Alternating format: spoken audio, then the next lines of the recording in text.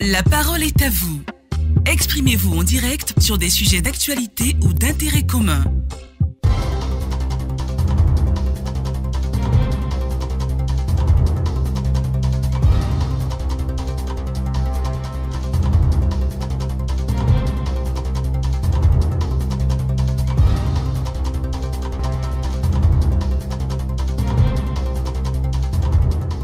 Mesdames, Messieurs, bonjour, bienvenue à La Parole est à vous de ce mardi 3 juillet 2018.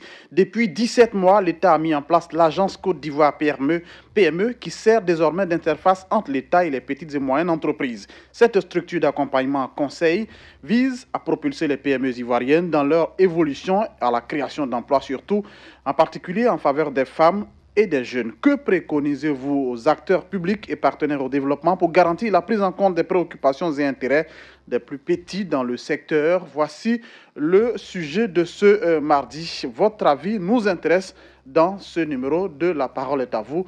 Valentin Kouassi et moi-même, on vous attend.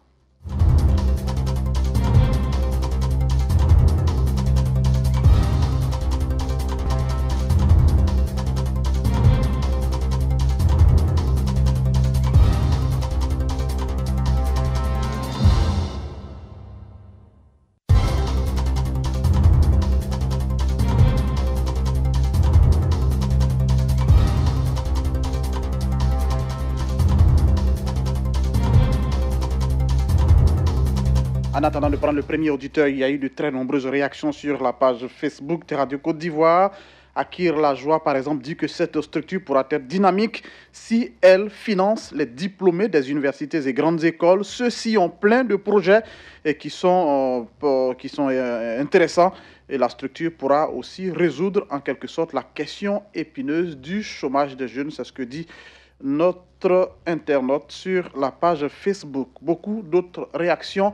Mais avant, on prend bien sûr des coups de fil et là, on part directement à Agbaou, retrouver M. Antoine Yapi. Il est en ligne. M. Antoine Yapi, bonjour. Oui, bonjour, monsieur. On parle d'agence Côte d'Ivoire PME pour promouvoir les PME, servir donc d'interconnexion entre l'État et les PME. Votre avis là-dessus? Bon, mon avis, l'État a bien fait d'envoyer ce projet-là, le truc là, mais moi, je pense que dans les campagnes, nous, on n'a pas appris ça. On gagne pas ça, on gagne pas les trucs comme ça, quoi. Tout se passe en ville Abidjan. Alors, vous voulez dire que vous, là-bas, vous ne voyez pas vraiment le travail que fait cette agence, c'est bien cela? Oui, on voit pas ça. Il n'arrive pas ici. Ah oui. À Agbaou, non, vous ne connaissez pas ça? Oui, non. Et ce que vous souhaitez, c'est quoi alors? Ce que moi je souhaite, moi, il veut que l'État envoie partout, même dans les petits villages, dans la ville. Et le cas à tout le monde. D'accord. Venir tout le monde pour que nous tous. Et qu'on ne reste pas seulement à Abidjan. Oui. Oui, c'est bien dit. Seulement à Abidjan. Merci infiniment, M. Antoine Yapi. Excellente journée là-bas à Agbaou. On part cette fois à Koumfao, retrouver M. Francis Kouadio. Bonjour. Bonjour, M. Jérôme. Pour vous, vous dites bien qu'il faut que les partenaires au développement s'orientent beaucoup plus vers la zone rurale, un peu comme vient de dire notre ami Antoine Yapi. Tout à fait. Ce que je voulais dire, c'est que lorsque ces structures sont créées, généralement, elles sont représentées à Abidjan. Et en milieu rural, les populations n'ont pas connaissance de l'existence de ces structures-là. Et donc, je pense que pour qu'elles puissent réussir sa mission, il faille que cette structure se dirige vers l'intérieur du pays et surtout en milieu rural, où vraiment, comment on appelle ça, la plupart des structures sont méconnues. Voilà, c'est ce que je voulais dire. Donc vraiment, vous, il faut qu'on se concentre sur la zone rurale, parce qu'il n'y a pas qu'à Abidjan qu'il y a les PME. Tout à fait. D'accord, on a bien noté votre préoccupation. Il faut se rapprocher, messieurs, de l'agence Côte d'Ivoire PME. Il faut se rapprocher des zones rurales. Excellente journée là-bas à Koumfao. On part à Logoualé retrouver Abdoulaye Fofana. Bonjour. Oui, Jérôme, bonjour. Comment ça va à Logoualé? Oui, ça va bien. Alors, vous dites qu'il serait intéressant de faire connaître d'abord cette structure au PME-PME. Voilà. Je ne suis pas entrepreneur encore, mais je parie que la plupart des entrepreneurs de ce pays-là ne connaissent pas l'existence de cette structure-là. Voilà. Donc, il faut d'abord faire connaître la structure et puis dire aux gens, aux uns et aux autres, c'est-à-dire aux entrepreneurs, ses rôles et attributions, sa mission principale. Vous avez parlé de l'interface entre l'État, les décideurs et les entrepreneurs. Oui. Mais qu'est-ce que cette structure a fait exactement? Elle donne des conseils. À qui? Aux entrepreneurs. Mais ce serait très bien qu'elle soit d'abord outillée, qu'elle connaisse les entrepreneurs, que les entrepreneurs sachent ce qui se passe réellement avec cette structure-là. Donc, il y a un travail de communication à faire. Il y a un travail de communication à faire. Et Dieu merci, la Côte d'Ivoire existe. J'espère que c'est ce que vous avez commencé là. Il faut qu'on oriente les entrepreneurs vers la structure. Parce que tout de même, ça fait 17 mois que l'agence est créée. Justement, mais maintenant, vous-même vous en parlez, Jérôme. Hein? Moi, je ne suis pas entrepreneur, mais je suis sûr que c'est aujourd'hui, ou bien hier, depuis que vous avez fait le sujet, que beaucoup d'entrepreneurs savent que la structure existe. D'accord. Les gens naviguent à vue en matière d'entrepreneuriat. Alors que c'est important qu'on soit encadré quand on est entrepreneur, qu'on ait des idées, qu'on soit même, peut-être pas l'argent. L'argent n'est pas forcément important, mais les conseils sont vraiment souvent les bienvenus en matière d'entrepreneuriat. Merci beaucoup, monsieur Abdoulaye Fofana. Excellente journée là-bas à Logoualé, à une quarantaine de kilomètres de Mans. Pour toutes ces préoccupations, d'ailleurs, il y a quelqu'un qui est en ligne qui pourra mieux vous expliquer. Il est le secrétaire exécutif de la FIPME, la Fédération ivoirienne des petites et moyennes entreprises de Côte d'Ivoire. Il s'appelle monsieur Copoin Sylvain, il est en ligne. Monsieur Copoin, bonjour. Bonjour. On vous prend comme ça ce matin, on vous réveille. Désolé de vous sortir de votre lit, mais le sujet est important. Les Ivoiriens réagissent et puis après on revient à vous. Restez en stand-by, ne quittez pas. Écoutez avec nous. Voilà. D'accord. On part tout de suite à Yopougon. Retrouver monsieur Zou Gervais. Bonjour. Bonjour, monsieur Jérôme. Comment vous allez, monsieur Zou Gervais? Oui, je vais bien. Chez vous, comment vous allez? Merci, ça va. Dites-nous votre avis sur la création de cette agence. Comment on fait pour qu'effectivement cette agence soit efficace? Bon, moi, je voulais relever deux faits. Vous voyez, 17 mois que cette agence existe. Hein? Les Ivoiriens ne sont pas imprégnés, le maximum d'Ivoiriens ne sont pas informés sur cette agence-là. Hein? Moi, je pense qu'il y a un problème de communication. Il faut expliquer, il faut faire la publicité, il faut faire en sorte que tous ces Ivoiriens, tous ces entrepreneurs savent quel rôle cette agence va jouer. Ça, c'est le premier fait. Maintenant, le deuxième fait, tout doit être concentré à Abidjan. Je suis tout à fait d'accord avec les deux auditeurs précédents à l'entame de cette émission. Il faut faire la publicité, il faut décentraliser. Tout doit être forcément à Abidjan. Il faut aussi aller dans les zones rurales pour expliquer le rôle de cette agence-là. Donc il faut finalement que l'agence aille au contact, n'est-ce pas, des acteurs des PME, n'est-ce pas? Oui, tout à fait, surtout en milieu rural. Parce qu'aujourd'hui, en milieu rural, les acteurs ont besoin ces entrepreneurs ont besoin de cette agence-là, de ces conseils et de ces expertises. Donc je pense qu'il faut communiquer là-dessus, il faut aller au contact en zone rurale. Très bien, c'est noté. Merci, monsieur Zou Gervais. Excellente journée. Jérôme. Excellente journée à Yopougon. Steve Biko est en ligne d'Abengourou. Bonjour, Steve. Allô, monsieur Steve Biko. Bonjour, monsieur Jérôme. Vous allez bien? C'est Steve Boko, hein, si je me trompe. Oui, c'est bel et bien, c'est monsieur Steve Boko. Quel est votre avis sur le sujet? Mais pour moi, je vois que les PME doivent se focaliser un peu sur les zones ruraux. Parce que ici, à Bengourou, nous ne voyons pas. Tout se focalise à Abidjan. Or, pourtant, la Côte d'Ivoire, c'est partout. Abidjan, Soubré, à Bengourou et consorts. Donc, je pense très bien qu'il doit falloir qu'ils se focalisent sur les autres zones de la Côte d'Ivoire dans le cadre de pouvoir donner la chance aux autres populations d'en procurer aussi. Donc, je pense très bien que c'est comme ça qu'ils devaient faire. Sinon, vraiment, nous ne voyons pas les retombées de cette structure. Donc la création de l'agence c'est bon, mais il faut aller un peu plus sur le terrain, donc rencontrer ceux qui sont surtout en zone rurale. C'est ce que vous proposez ce matin. Oui, c'est bel et bien cela que nous proposons. Très bien, merci. Excellente journée là-bas à Bengourou. Bosson à Sérémy, Tayopougon. Monsieur Bosson, bonjour. Bonjour, monsieur Jérôme Kokou. Vous dites que c'est un secteur, on le sait tous, le PME, c'est un secteur pourvoyeur d'emploi. mais qui manque d'organisation. Et tous les partenaires au développement doivent donc aider la structure naissante à prospérer. Oui, effectivement. Je pense que les actions de cette agence sont assez discrètes sur le terrain. Il faut beaucoup communiquer sur ses activités pour mieux la connaître. Ceci étant dit, pour réussir sa mission, elle doit s'appuyer sur le secteur informel qui est pourvoyeur d'emploi, certes, mais mal organisé. Oui. Donc, avec tous les autres partenaires au développement, cette agence doit aider ces secteurs à prospérer. Ensuite, elle doit suivre les jeunes depuis l'école pour les aider à s'orienter et à terminer leurs études sur des débouchés. Il faut donc donner du contenu à cette structure pour qu'elle soit plus active sur le terrain. Alors, quelqu'un disait par exemple sur notre page Facebook qu'il faut donner les moyens à cette agence de pouvoir financer, pourquoi pas, des jeunes étudiants sortis des écoles de formation pour effectivement leur permettre de se créer de l'emploi. Effectivement, c'est elle-même qui doit chercher les moyens. Elle doit chercher les moyens sur le terrain pour effectivement faire son travail. Mais est-ce que vous avez déjà entendu parler de cette agence au moins une fois? Non, c'est la première fois. Du tout.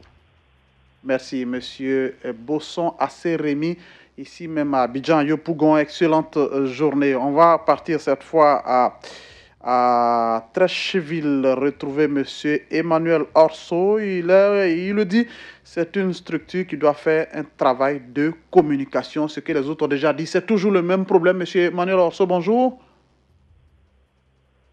Ouais, bonjour, monsieur Jérôme Kadjo. C'est un Jérôme Kouakou. C'est un travail de communication. Kouakou, excusez-moi. Vous insistez, c'est un travail de communication qu'il faut faire. Effectivement, moi je pense que moi j'ai créé ma structure avant les 17 mois, c'est-à-dire avant leur création. Ça veut dire que je ne suis même pas informé qu'ils existent. Mais je crois que j'en ai entendu parler, mais je n'ai pas cherché à les voir. Je suis peut-être en faute. Donc moi je crois que il faut qu'ils communiquent un peu leur existence.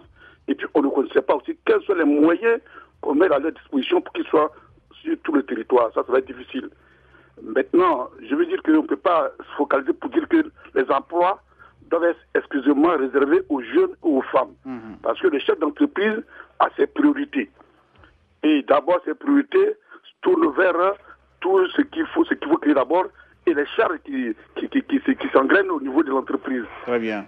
Et puis, la formation des jeunes n'est pas totalement ce que je vois. Oui. Parce que quand ils arrivent en entreprise, vraiment, il ne faut pas de bons stages et c'est un peu difficile. Donc, il faut mettre l'accent sur la formation. Qui conseille beaucoup la formation, parce que quand même, vous allez prendre quelqu'un qui a un niveau maîtrise qu'il arrive, maîtrise en comptabilité, en économie, qu'il arrive en entreprise, c'est pas passé c'est une simple écriture de débit et crédit, ça devait être un problème au niveau du temps que la formation est importante. Et, la formation pratique surtout. Merci Emmanuel Orso depuis Treichville.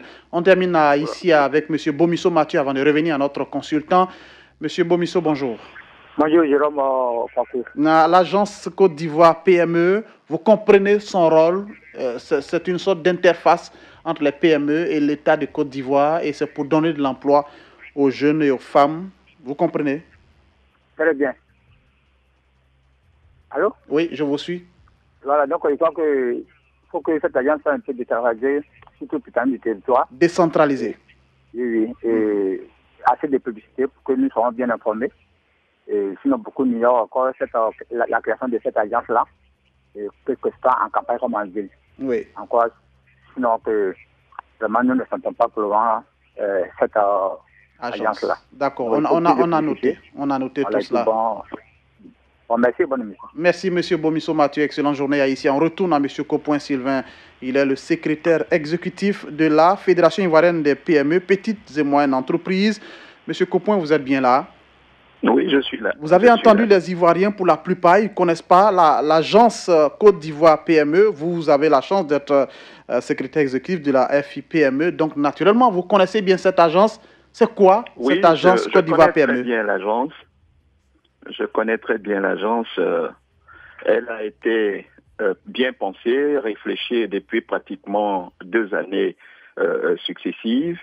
Et elle n'est fonctionnelle que depuis le mois d'octobre pratiquement, avec le recrutement du directeur général qui a pris fonction autour de novembre-décembre. Donc, c'est une nouvelle agence qui a pour rôle essentiel d'encadrer toutes les PME de la Côte d'Ivoire, puisque le gouvernement a fait des PME le socle de développement de notre économie, naturellement en proie à l'émergence. Donc, dans ce concept-là, nous devons comprendre que c'est vrai, quand quelque chose commence nouvellement, elle ne peut pas du coup s'étendre sur toute l'étendue. Il faut qu'on donne le temps au directeur général de pouvoir asseoir sa politique et de voir un peu, à partir de la feuille de route qu'on lui a donnée, de voir un peu quels sont les moyens qu'il faut, comment est-ce qu'il doit déployer tous ces moyens-là pour que toutes les PME en Côte d'Ivoire puissent en profiter de ce schéma qui est un schéma de développement très important pour toutes nos PME, pour toute notre économie. Alors, M. Coppoint, dites-nous... quelque chose qui a été triché un peu par rapport au Small Act Business aux États-Unis, qui est un creuset qui permet à l'État et à l'ensemble des opérateurs économiques d'encadrer tout ce qui est TPME, PME, avoir une ligne conductrice qui permet aux uns et aux autres de pouvoir savoir où ils mettent le pied quand ils prennent la décision de créer une entreprise. Est-ce que cela va changer quelque chose véritablement dans l'univers des PME en Côte d'Ivoire? Dans le principe de son fonctionnement, Côte d'Ivoire, l'agence Côte d'Ivoire PME a tous les schémas pour changer la configuration de toutes nos PME, la configuration même de la prise de décision. Et au-delà de tout cela, même les fêtières devraient pouvoir en profiter parce qu'aujourd'hui, il y a quelque chose aussi qui est très importante. On n'a pas encore oublié ces habitudes qui pensent que quand on crée, on se retrouve seul. Alors, quand on crée, on se retrouve dans une famille parce qu'on appartient à un secteur d'activité donné. Oui. Et le principe voudrait qu'on sache déjà qu'il y a des gens qui sont là et que c'est une part du marché qu'on est venu conquérir. Et en entrant dans un secteur d'activité, on doit pouvoir se rendre compte qu'on appartient à une famille.